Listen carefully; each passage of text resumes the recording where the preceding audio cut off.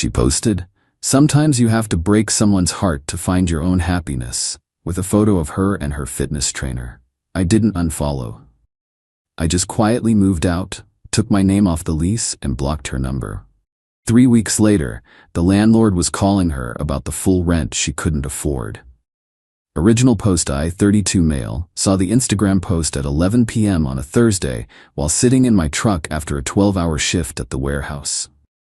My live-in girlfriend of 4 years, Jessica, 29, had posted a sunset photo of herself wrapped around her fitness trainer, Blake, 26, with that caption about breaking hearts to find happiness. We'd been having issues, sure. I worked long hours managing logistics at a distribution center. She worked part-time at a boutique downtown. She'd been complaining I was emotionally unavailable and didn't prioritize the relationship.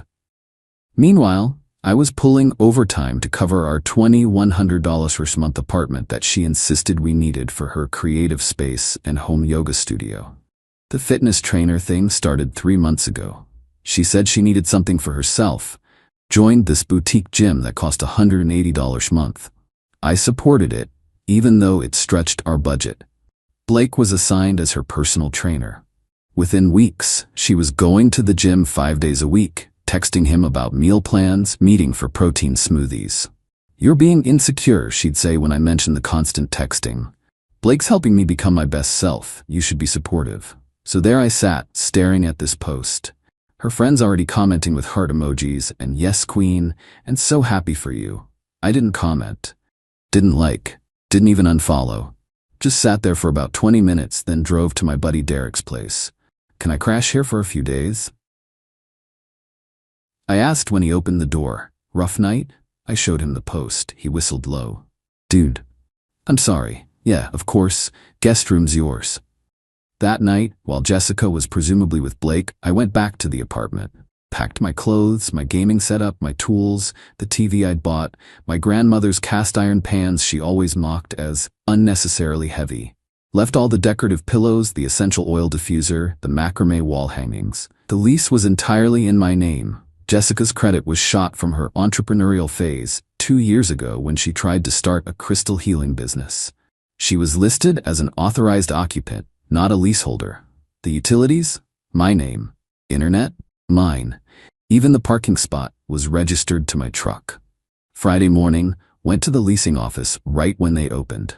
"Need to remove an authorized occupant and terminate my lease at the end of the month," I told Brenda, the property manager. "Oh no, trouble in paradise?" she asked, then saw my face. "Sorry, none of my business. We'll need 30 days notice for the lease termination." "That's fine. What about removing the occupant? Since you're the sole leaseholder, just need your signature. They'll have no legal right to the apartment after that, though we typically give them reasonable time to vacate." "How long is reasonable?" "Usually 30 days, but if they're not on the lease..." She shrugged.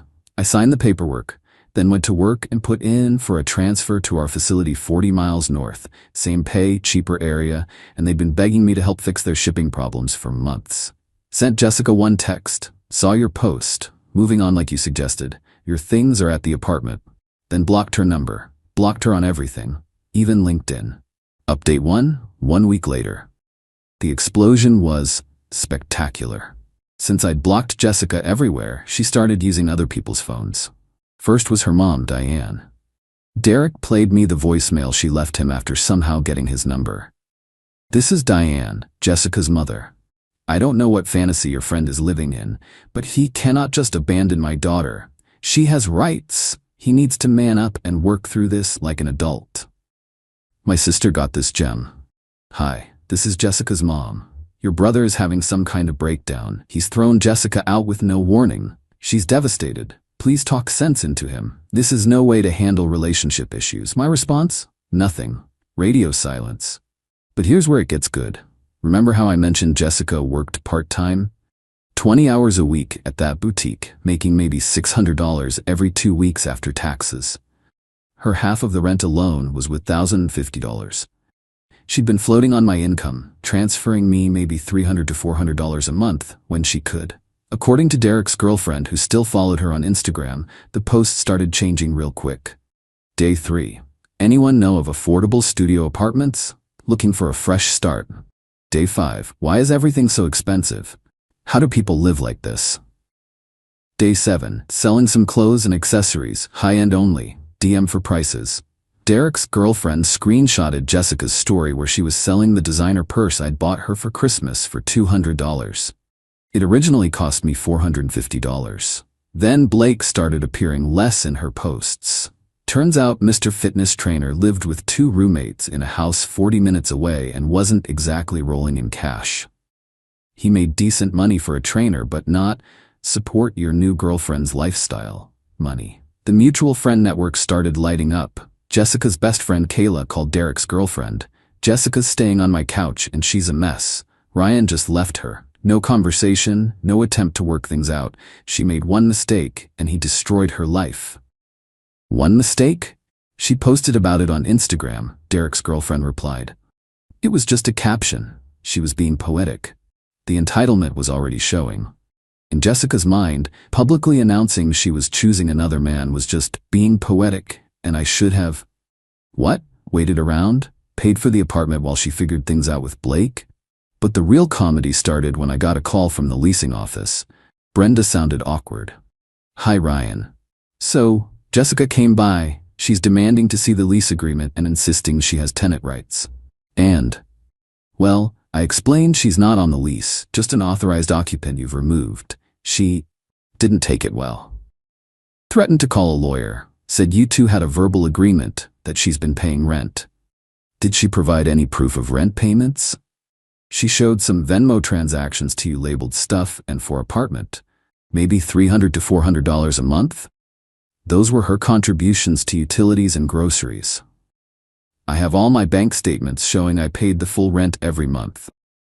That's what I figured. Just wanted to keep you in the loop. The transfer to the northern facility came through. My new start date was in 2 weeks. Found a decent 1-bedroom for $950 a month near the new location. Everything was falling into place. Then Jessica discovered I'd blocked her on everything and lost her mind. Update 2. 2 weeks later, Jessica went nuclear. Full scorched earth. First, she tried to break into the apartment while I was at work. The doorbell camera I'd installed last year, she called it paranoid. Caught everything. Her jabbing keys that no longer worked into the lock, then trying to jimmy the window, all while on the phone sobbing to someone about how he changed the locks on our home. Building security showed up. She caused a scene. Told them she lived there, that I was abusively keeping her out. Security called Brenda, who confirmed Jessica was no longer authorized to be on the property. They escorted her out. She screamed that she'd sue everyone. That evening, while I was packing boxes, I get a call from my boss, Mike. Hey Ryan, weird question. Did you and Jessica break up? Yeah, why? She called here, said you're having a mental health crisis, that you're not stable, bunch of concerning stuff, wanted us to do a wellness check or something. My stomach dropped. Mike, relax, I know it's BS, but HR wants you to come in tomorrow, just to document everything. Cover our bases, you know? Is my transfer in jeopardy? Hell no, corporate's been begging for you up north for months. Just need the paperwork straight. Next day, sitting in HR, explaining the situation. Showed them the Instagram post, the lease documents, the doorbell footage of her trying to break in. HR lady, Patricia, just shook her head. We've seen this before. Bitter ex trying to cause workplace problems. We'll document everything. If she calls again, we'll consider it harassment and involve legal. Then came the social media campaign. Jessica posted this sob story. When you give someone 4 years of your life, support their dreams, make a home together, and they throw you away like garbage because you dared to find happiness. Some people can't handle seeing others grow. Now I'm homeless because someone's ego couldn't handle the truth. If anyone knows of resources for women escaping financial abuse, please DM me. The comments were mixed. Some of her friends rallied around her, but others were skeptical. One person asked, "Didn't you just post about breaking his heart to find happiness with your trainer?" Jessica deleted that comment. Then another person posted, "Girl, you literally posted pics with another man talking about breaking hearts. What did you expect?" She deleted that too. Then just turned off comments. But here's where she really messed up. She started a GoFundMe. Help Jess rebuild after financial abuse. Goal, $5,000. The description was a masterpiece of delusion. Claimed I'd controlled all the finances, true, because she couldn't manage money. Isolated her from opportunities. She worked part-time by choice and left her destitute after she tried to pursue independence. She raised $127. $100 was from her mom, $27 from her aunt. Meanwhile, Blake was MIA, completely disappeared from her social media. Derek did some Instagram detective work and found Blake posting gym videos with a new client, a very attractive woman doing squats while he spotted her very attentively. Then came the extinction burst. I learned this term from my therapist later. Jessica somehow found out about my transfer. Don't know how. Maybe someone at the apartment complex mentioned the forwarding address I'd filed. She showed up at the warehouse at shift change. I was walking to my truck when I heard, "Ryan." There she was. Hair unwashed, wearing the same yoga pants and oversized sweater I'd seen in her Instagram stories 3 days ago. Looked like she hadn't slept. "We need to talk," she said. "No, we don't." Kept walking. She grabbed my arm. "You can't just leave. We had a life together. You ended that life when you chose Blake. Speaking of which, where is he?" Her face crumpled. "That's not... We're taking space to figure things out." I actually laughed. "He dumped you already?" "He didn't dump me. He just needs time to figure out his living situation before we move forward." Translation: he doesn't want to pay for you either. She snapped, started screaming about how I ruined everything, how I was supposed to fight for her, how real men don't just walk away, how she made one tiny mistake and I destroyed her life over it. My coworkers were watching, some filming. I stayed calm. "Jessica, you publicly announced you were choosing another man. You made your choice. I respected it. Now please leave before I call security. You can't just throw away 4 years. You did that." Posted about it, actually. Got lots of likes too. She tried to follow me to my truck, but Mike came out. "Ma'am, you need to leave the property, now." She looked between us, saw she was outnumbered, and stormed off. But not before screaming, "You'll regret this. You'll be alone forever. No one will ever love you like I did."